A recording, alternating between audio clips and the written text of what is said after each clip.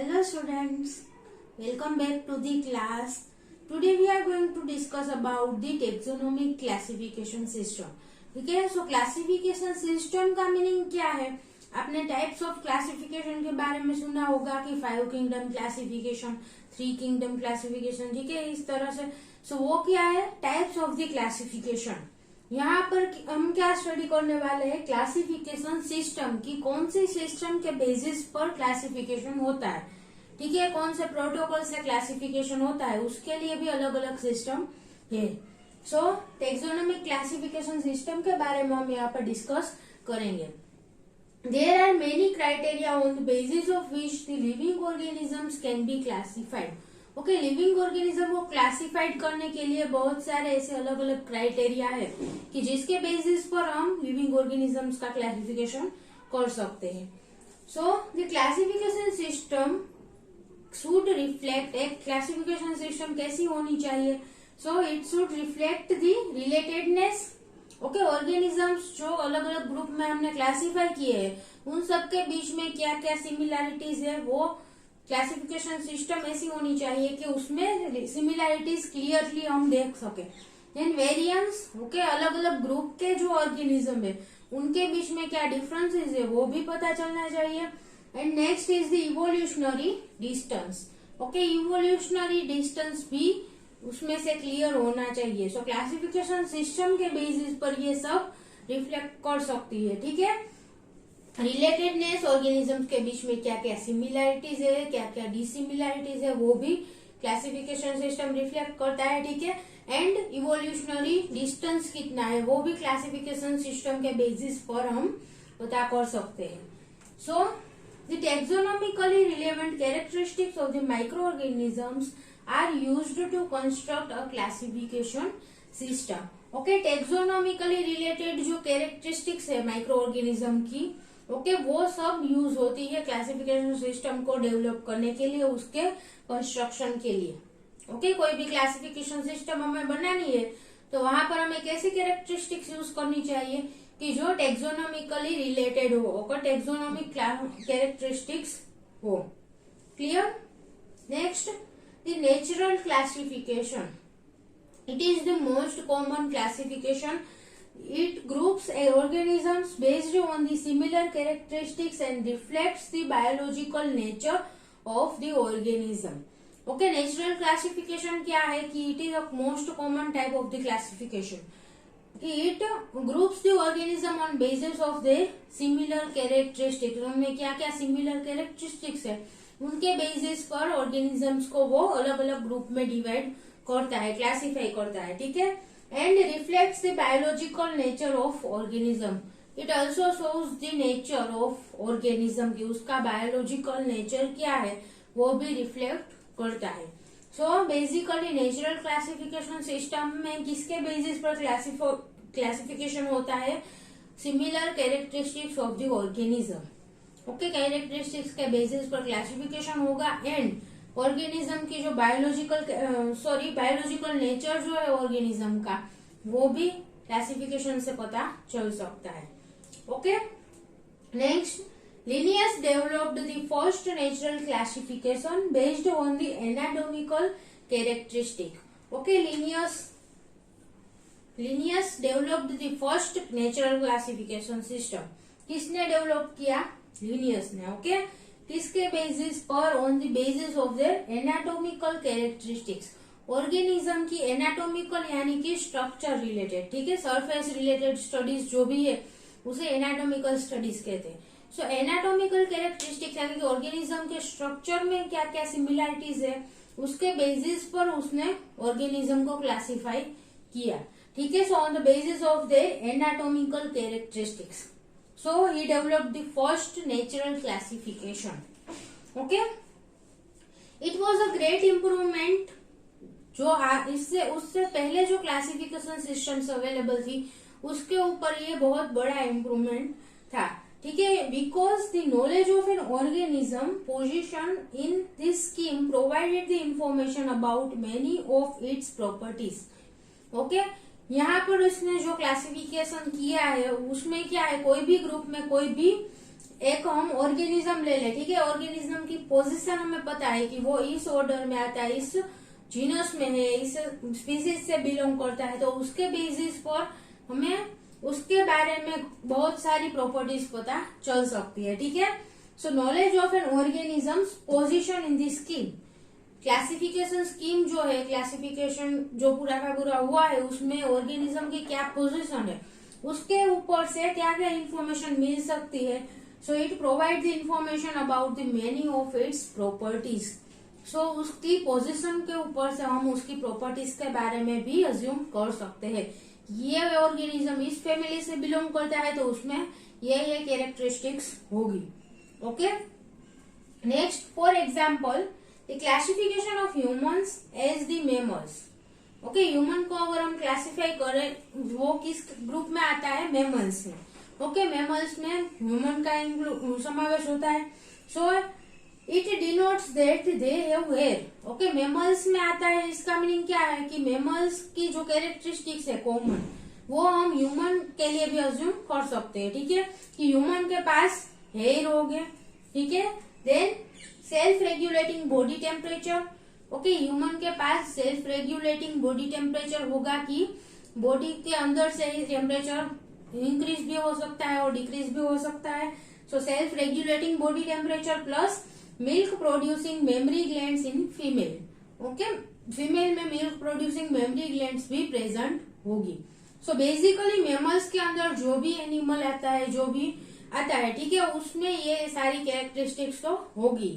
So human भी mammals के अंदर आता है, तो ह्यूमन में भी हेयर भी प्रेजेंट हो गए ह्यूमन में, ठीक है। Then self regulating body temperature भी होगा and milk producing mammary glands भी प्रेजेंट होगी in female particularly. Okay, so क्या कहा कि लिनियस ने जो क्लासिफिकेशन दिया उसमें कोई भी एक ऑर्गेनिज्म की अगर हमें पोजीशन पता है तो उसके ऊपर से उसकी बहुत सारी प्रॉपर्टीज हम जान सकते हैं, ठीक है। यहाँ पर हमने एग्जांपल भी डिस्कस किया कि ह्यूमन है, उसकी पोजीशन कहाँ पर है, मेमल्स के अंडर में, ठीक है। मेमल्स जो ग्रुप है उसके अंडर में ह्यूमन आता है।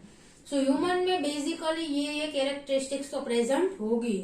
ओके, उसी तरह से हम किसी एनिमल को ले ले, फॉर एग्जाम्पल काउ, तो काउ भी मेमल्स के अंडर में आती है, तो उसमें भी हेयर प्रेजेंट होगा, सेल्फ रेगुलेटिंग बॉडी टेम्परेचर भी होगा and milk producing mammary glands भी उसमें प्रेजेंट होती है फीमेल में।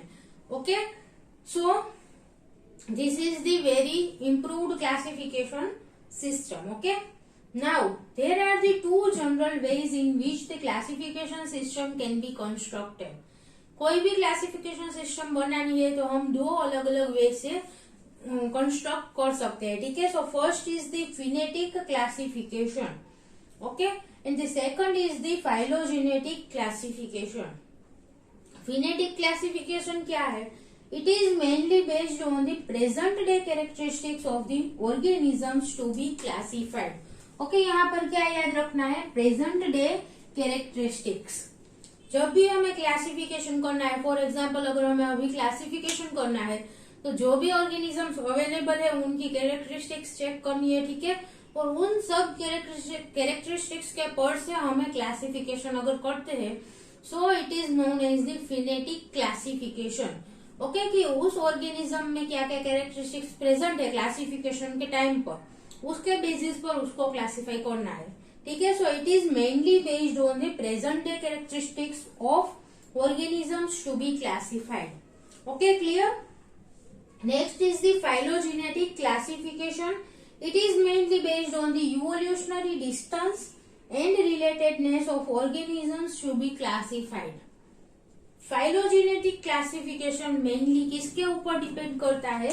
इवोल्यूशनरी स्टडीज पर, ठीक है। इवोल्यूशनरी डिस्टेंस कितना है और इवोल्यूशनरी रिलेटेडनेस क्या है, किसके साथ इवोल्यूशनरीली रिलेटेड है कौन सा ऑर्गेनिज्म, ठीक है।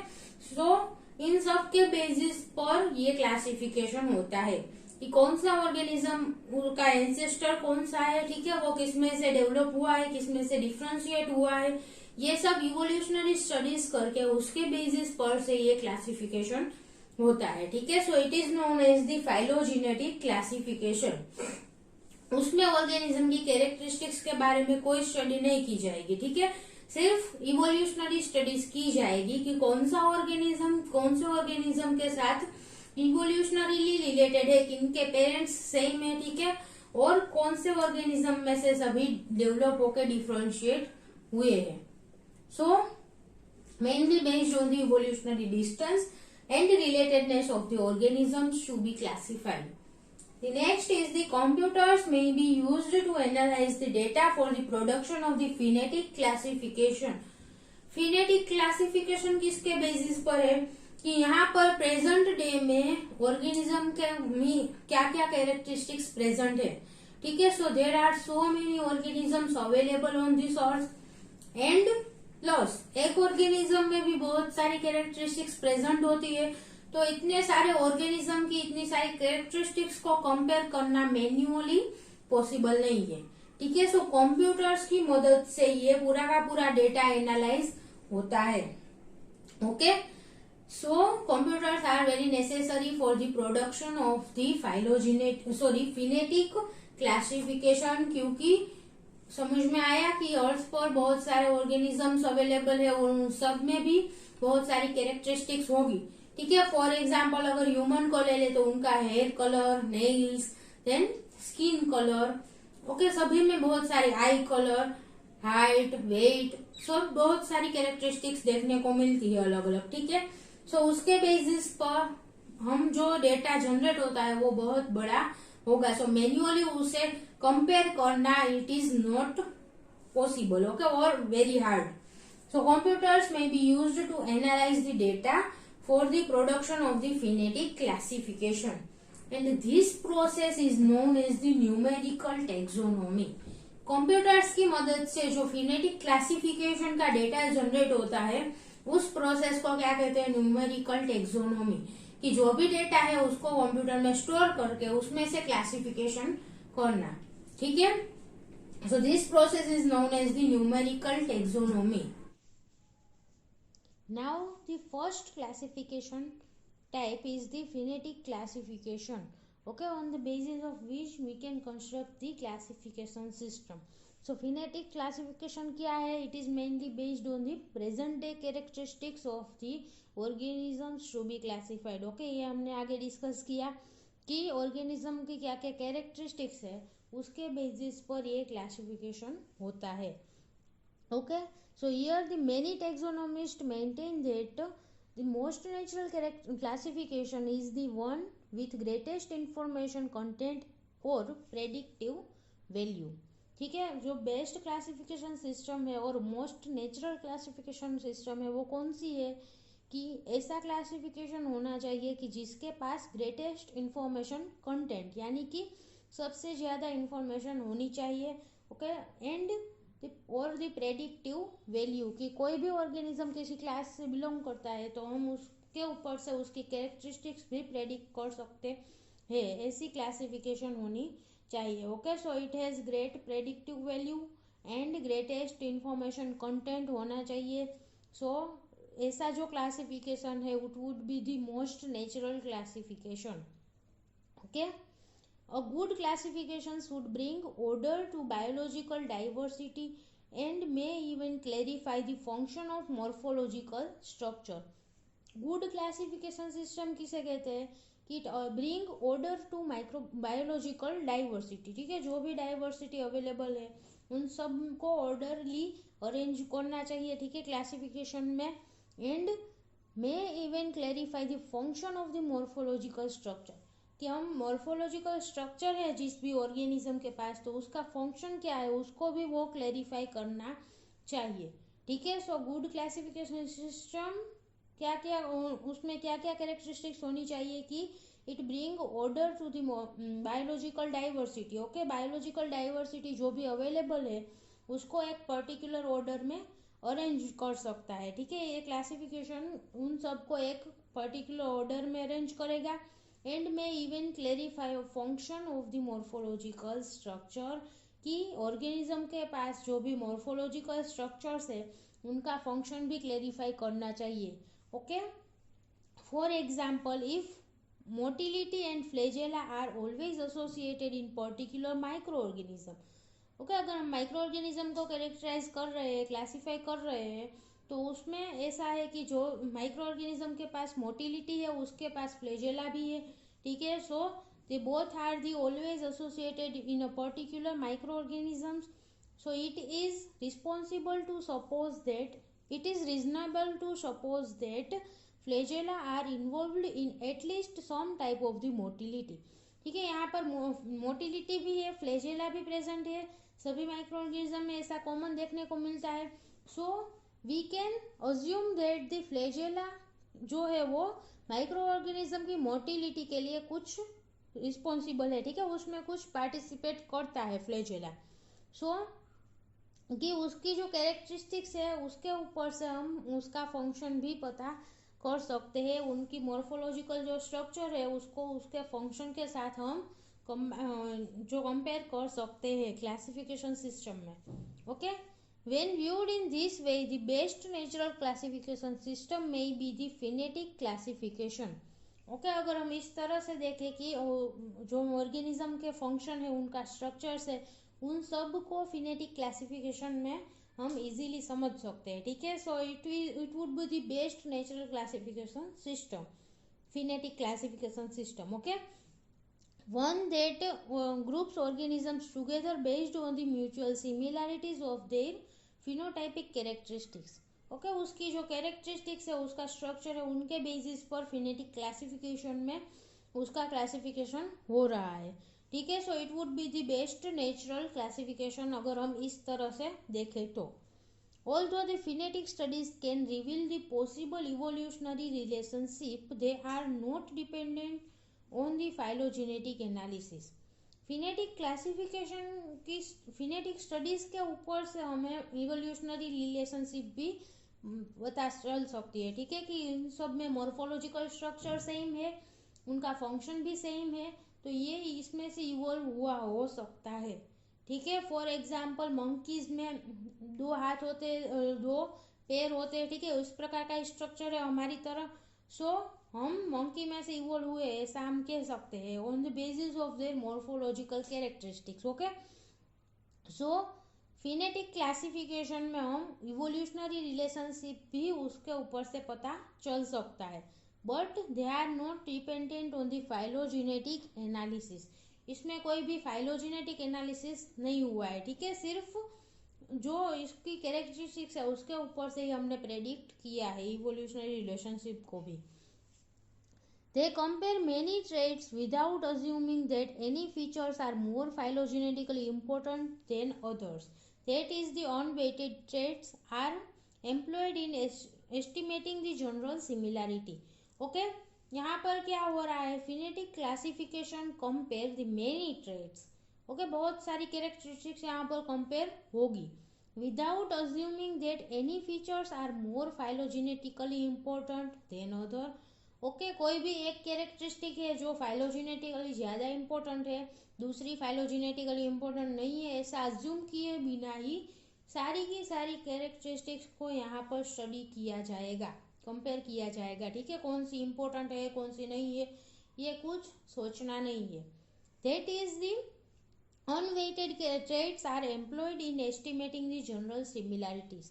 ओके, जो ट्रेट्स इंपॉर्टेंट नहीं है, हम फाइलोजेनेटिकली उसको कंसिडर ही नहीं करते, ऐसे कैरेक्टरिस्टिक्स को भी यहाँ पर जनरल सिमिलैरिटीज कंपेयर करने के लिए, एस्टिमेट करने के लिए यूज किए जाएंगी. Okay, obviously the best phonetic classification is one that is the constructed by comparing as many attributes as possible. Okay, best phenetic classification क्या है कि जिसमें ज़्यादा से ज़्यादा पॉसिबल हो उतने कैरेक्टरिस्टिक्स को यानी कि एट्रीब्यूट्स को इन्वॉल्व किया जाएगा, ठीक है, जिसमें भी ज़्यादा सबसे ज़्यादा कैरेक्टरिस्टिक्स को कंसिडर की गई है वो बेस्ट क्लासिफिकेशन है, ठीक है. As possible as more attributes are used in the phenetic classification.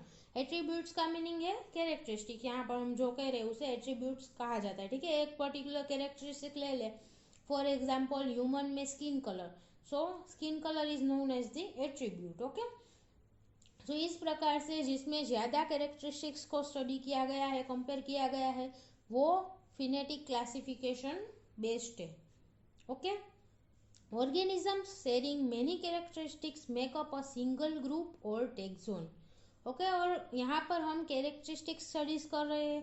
सो जिस भी ऑर्गेनिज्म में ज़्यादा सिमिलैरिटीज देखने को मिलती है, उनकी कैरेक्टरिस्टिक्स में ज़्यादा सिमिलैरिटीज होगी, they will make a group. Okay, वो सब कंबाइन होके एक ग्रुप और टेक्सोन फॉर्म करते हैं। Okay, so this is the basic idea about the phenetic classification.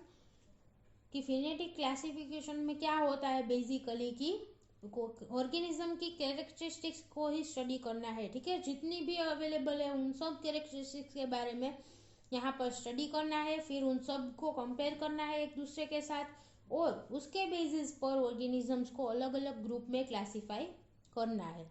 सो अगर हम कोई पर्टिकुलर एक ग्रुप का ऑर्गेनिज्म ले ले तो उसकी क्या क्या कैरेक्टरिस्टिक्स है वो भी हम अज्यूम कर सकते हैं। ठीक है, क्योंकि यहाँ पर कैरेक्टरिस्टिक्स के बेसिस पर ही क्लासिफिकेशन हुआ है। Clear? So this was all about the phenetic classification. Now the second way for the construction of the classification system is the phylogenetic classification.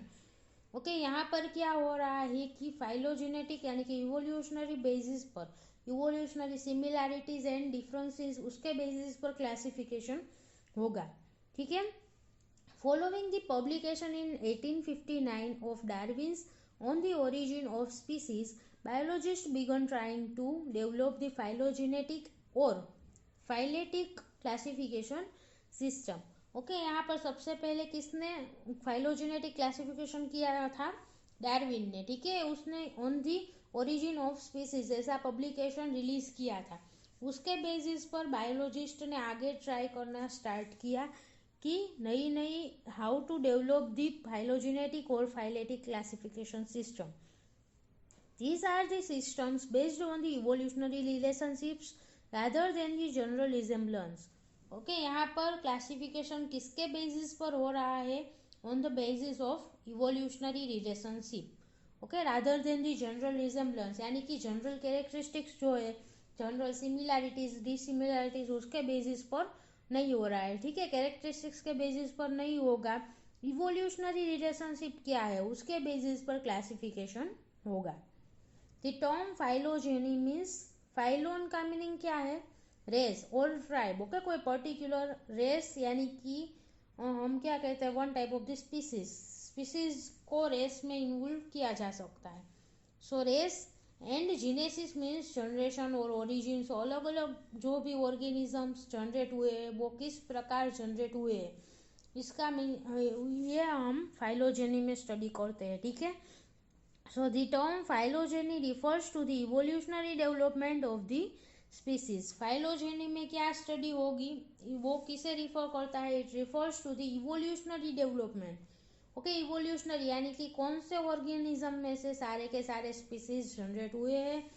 Okay, एक स्पीसीज में से दूसरा स्पीसीज जनरेट होगा, फिर दूसरे में से तीसरा होता है। ठीक है, अलग अलग स्पीसीज किस प्रकार जनरेट हुए हैं, कहाँ से डेवलपमेंट हुआ है, उसके बारे में स्टडी करके उसके बेसिस पर यहाँ पर क्लासिफिकेशन होगा।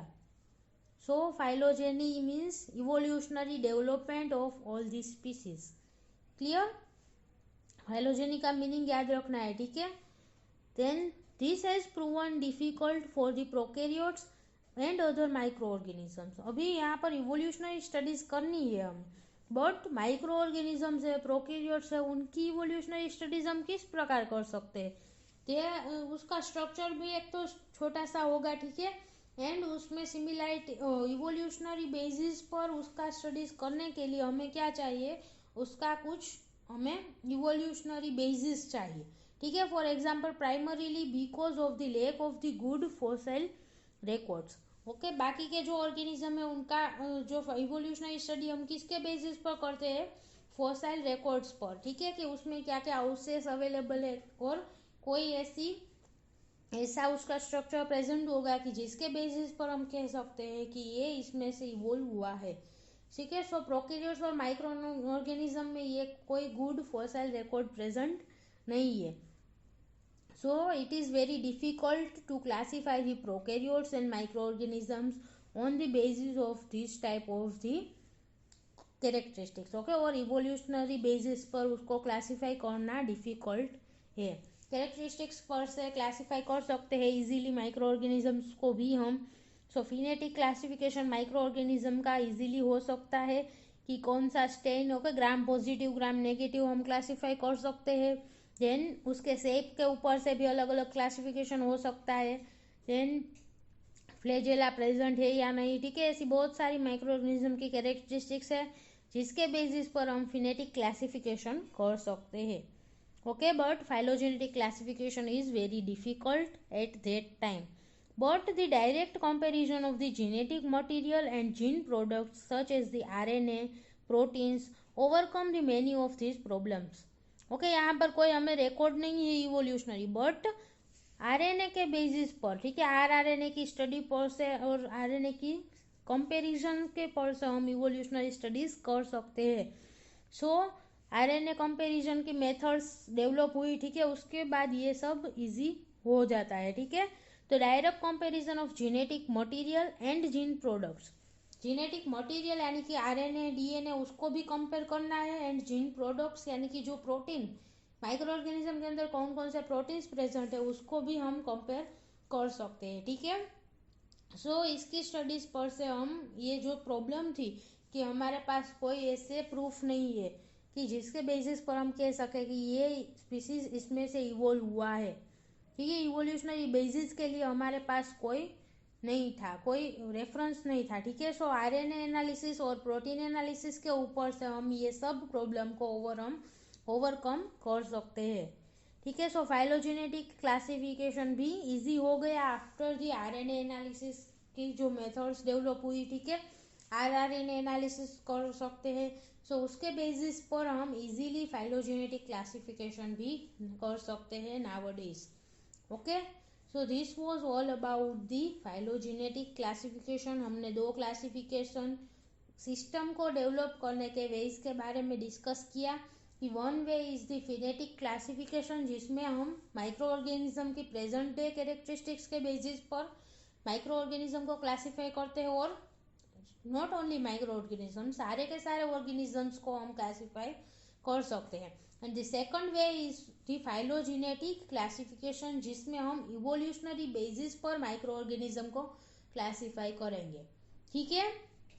So in our next lecture we will discuss about the third terminology, that is the numerical taxonomy.